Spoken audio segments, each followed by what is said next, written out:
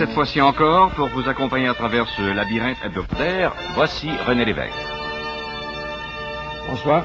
Et aussitôt dit que fait, parce que tout de suite, si vous voulez, dès cette première émission, eh bien, on va sauter en effet à deux pieds joints, dans ce qui pour nous, en tout cas, est un véritable labyrinthe, presque incompréhensible.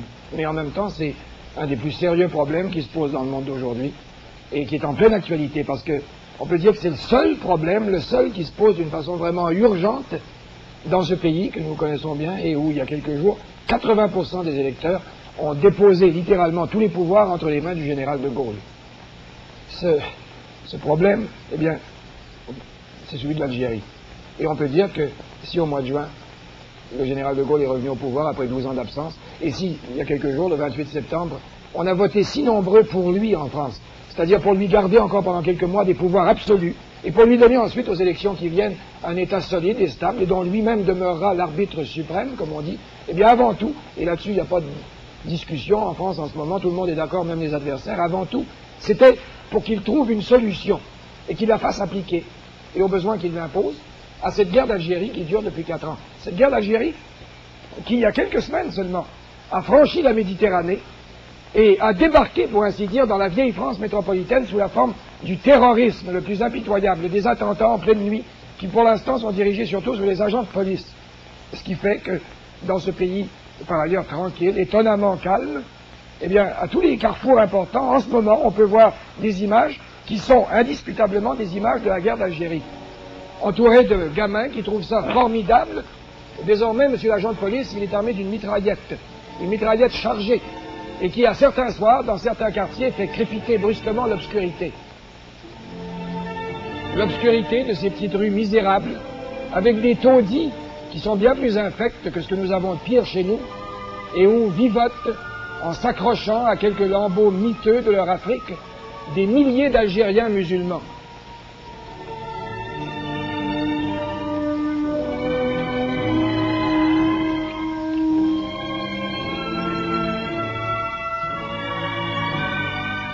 Un peu partout en France, ils sont 400 000 qui s'entassent ainsi dans les emplois les plus pauvres et dans les maisons les plus délabrées, et qui, tout en continuant à faire des enfants, tâchent aussi de mettre quelques sous de côté pour nourrir ceux qu'ils ont laissés en Algérie, et qui se sauvent par pudeur et par méfiance quand les curieux viennent voir leur misère. Et après avoir vu ainsi, à la sauvette, comment se pose cet atroce problème algérien, comment il se profile sur la vieille France métropolitaine, eh bien naturellement, puisqu'on était là, on avait envie d'aller voir aussi comment il se pose chez lui en Algérie. Mais, et aller voir ça avec nos yeux à nous, de Canadiens, qui sont peut-être pas des yeux d'aigle, mais qui s'ouvrent aussi grands qu'ils peuvent, et après tout, qui sont les seuls que la Providence nous a donnés pour voir ce qui se passe. Mais malheureusement, les circonstances, des circonstances qui n'étaient pas l'effet du hasard, n'ont pas voulu.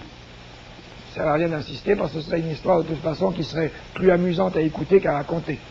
De toute façon, ce tableau algérien que les circonstances nous ont empêchés de contempler, il est pas mal connu dans ces grandes lignes depuis 4 ans qui fait le tour du monde. Dans cette Algérie, vous avez 9 millions de musulmans, de gens qui ont la langue et la religion de Mahomet, et en face, ou à côté d'eux, vous avez 1 million d'Européens d'origine française, italienne ou espagnole. Or, il y a 4 ans, en 1954, chez les musulmans d'Algérie est apparu ce phénomène central de l'après-guerre, le nationalisme intraitable et vite impitoyable des hommes qui ont vécu longtemps sous la domination d'autrui. Et ça a pris la forme de la rébellion des maquis du FLN, le Front de la Libération Nationale, les rebelles musulmans algériens. Et ce nationalisme était alimenté évidemment par le fait que des deux côtés de l'Algérie, au Maroc et en Tunisie, on venait d'obtenir l'indépendance. Et on est arrivé ainsi, après 3 ans et demi de guerre, à ce mois de mai, ce printemps dernier, alors que, parce qu'ils craignaient qu'à Paris, le gouvernement français, de guerre là, se finisse par adopter la même solution pour l'Algérie que pour le Maroc et la Tunisie, eh bien, les Européens et au moins une partie de l'armée d'Algérie se sont soulevés. Et à Paris, le gouvernement est tombé, et avec lui la 4e République, et le général de Gaulle est revenu au pouvoir pour entendre proclamer à grands cris par ces Européens et ces militaires à Alger leur solution à la guerre d'Algérie, qui s'appelle l'intégration. Or, l'intégration, c'est un mot à 2 faces. Ça peut avoir un sens politique, et alors ça voudrait dire que désormais, vous auriez 45 millions d'Européens, 44 millions en France et 1 million en Algérie, qui voteraient en même temps et de la même façon qu'une minorité de 9 millions de musulmans. Et ce sens politique de l'intégration, c'est celui que préfèrent naturellement, c'est humain, les Européens d'Alger. Mais ça peut vouloir dire aussi intégration, et c'est justement le sens que le général de Gaulle vient de lui donner ces jours-ci. Ça peut vouloir dire avant tout un phénomène social et économique, c'est-à-dire l'intégration en Algérie des deux communautés, les musulmans et les Européens. Ce qui reviendrait à dire d'élever le plus vite possible le niveau de vie des musulmans, dont la majorité sont dans la misère et l'ignorance, au même palier que celui des Européens. Et avec ces grandes lignes, tant bien que mal placées dans notre esprit, puisqu'on ne pouvait pas aller voir ce qui se passait en Algérie, on est allé voir en France, puisqu'après tout, c'est la vieille France métropolitaine qui paye pour cette guerre d'Algérie.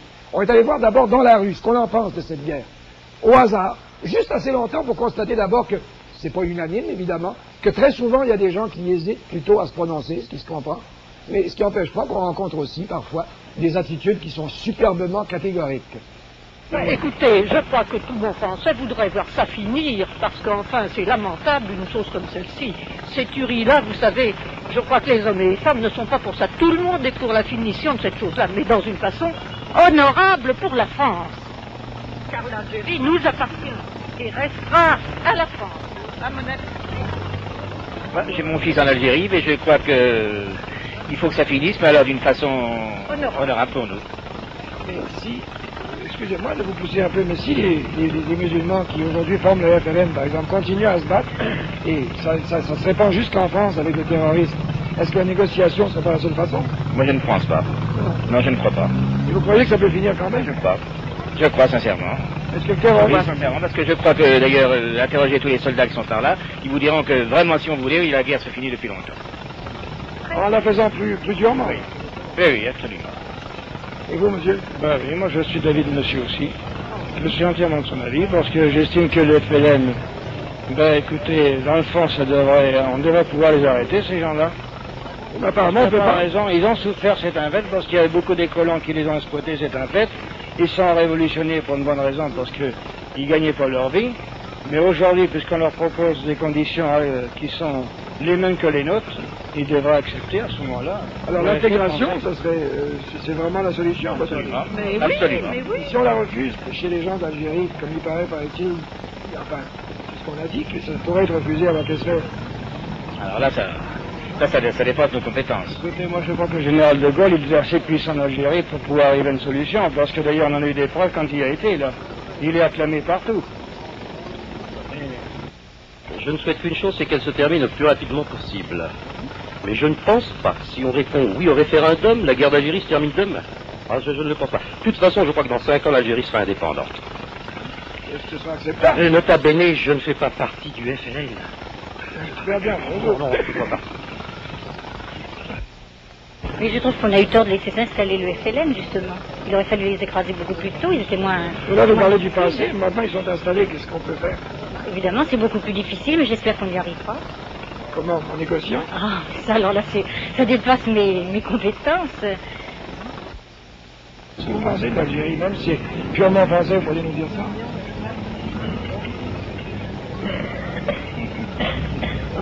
C'est délicat.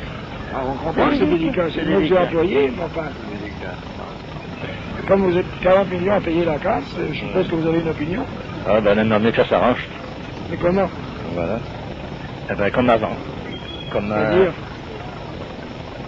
Comme en 1900. Oh là là, mais c'est un peu retourné en 1900.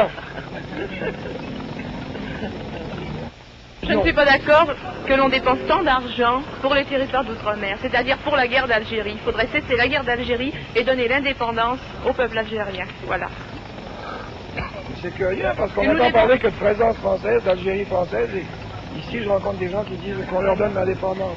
Ça, je sais que le peuple n'est pas tout à fait d'accord. Non. Parmi les gens que vous connaissez? Parmi les gens que je connais, il n'y en a pas beaucoup qui sont d'accord pour garder l'Algérie française.